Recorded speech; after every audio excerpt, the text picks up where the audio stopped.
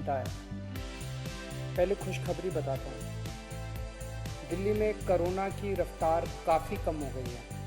पिछले 24 घंटों में दिल्ली में केवल 2200 कोरोना के केस आए हैं। संक्रमण दर भी घट के पिछले 24 घंटों में केवल 3.5% रह गई है। लेकिन इसका मतलब ये नहीं है कि कोरोना का खतरा टल गया, वो अभी भी है।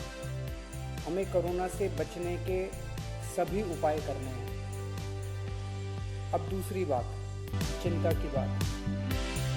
आज से दिल्ली में युवाओं का वैक्सीनेशन बंद हो गया है।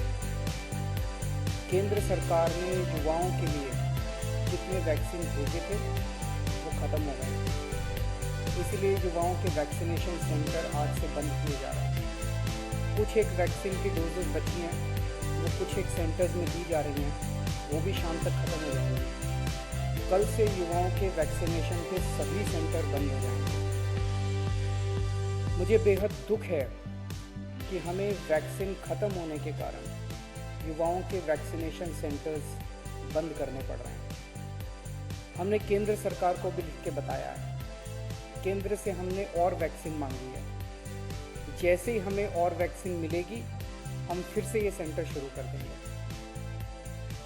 दिल्ली को हर महीने 80 लाख वैक्सीन की ज़रूरत है, 80 लाख डोजेस। इसके मुकाबले मई में हमें केवल 16 लाख वैक्सीन मिली और जून के महीने के लिए केंद्र ने दिल्ली का कोटा और भी कम कर दिया है। केंद्र सरकार से हमें जो चिट्ठी आई है कि जून में हमें केवल 8 लाख वैक्सीन दी जाएगी। मई में 16 लाख दी थी, जून में 8 लाख देंगे।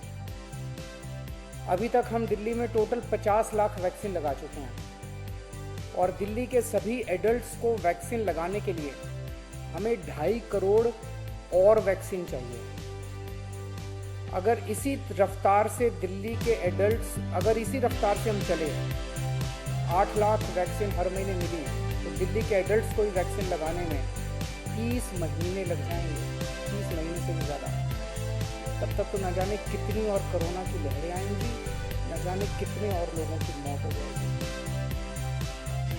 तीसरी लहर से दिल्ली और देश को बचाने का एक ही तरीका है, कम से कम समय में अधिक से अधिक लोगों को वैक्सीन की सुरक्षा देना। बेड, आईसीयू, ऑक्सीजन, दवाई, इन सब की तैयारी तो हम लोग कर रहे हैं, लेकिन कोरोना के घातक असर से बचाने में वैक्सीन ही सबसे ज़्यादा असरदार हथियार है। वैक्सीन की कमी केवल सरकार की चिंता नहीं है, आम आदमी भी वैक्सीन के इस संकट से बहुत डरा हुआ है। कल एक अम्मा का फोन आया, बोली मुझे और मेरे बेटे को वैक्सीन लगवानी है। मैंने पूछा अम्मा कितनी उम्र है दोनों की? बोली मेरी उम्र 65 साल है, मेरे बेटे की उम्र 35 साल। मैंने कहा अम्मा युवाओं की वैक्सीन तो खत्म हो गई, आपको लगवा दूंगा। थोड़ा सोच के बोली अच्छा मेरे वाली वैक्सीन मेरे बेटे को लगवा दो।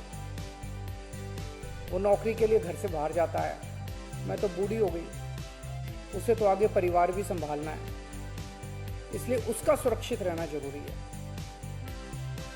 ये सुन के दिल में बहुत पीड़ा हुई। आज वैक्सीन की कमी की वजह से देश में बेहद मुश्किल हालात पैदा हो। अगर देश में किसी पिता, किसी बेटे, किसी भाई, किसी माँ, किसी बहन के सामने ये धर्म संकट है कि वो खुद वैक्सीन ले या अपने परिवार के युवाओं के लिए छोड़ दे, इससे ज़्यादा दुखद बात हो क्या हो। कोरोना से लोगों की जान बचाने के लिए हमें देश में वैक्सीन की उपलब्धता तुरंत बढ़ानी पड़ेगी। इसके लिए केंद्र सरकार को मेरे 4 सुझाव हैं।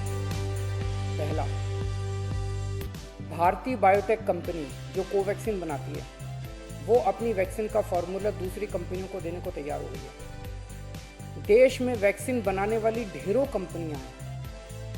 केंद्र सरकार तुरंत उन सभी कंपनियों को बुलाए और उन्हें आदेश दे, उनसे रिक्वेस्ट ना करे, उन्हें आदेश दे कि वे सभी कंपनियां युद्ध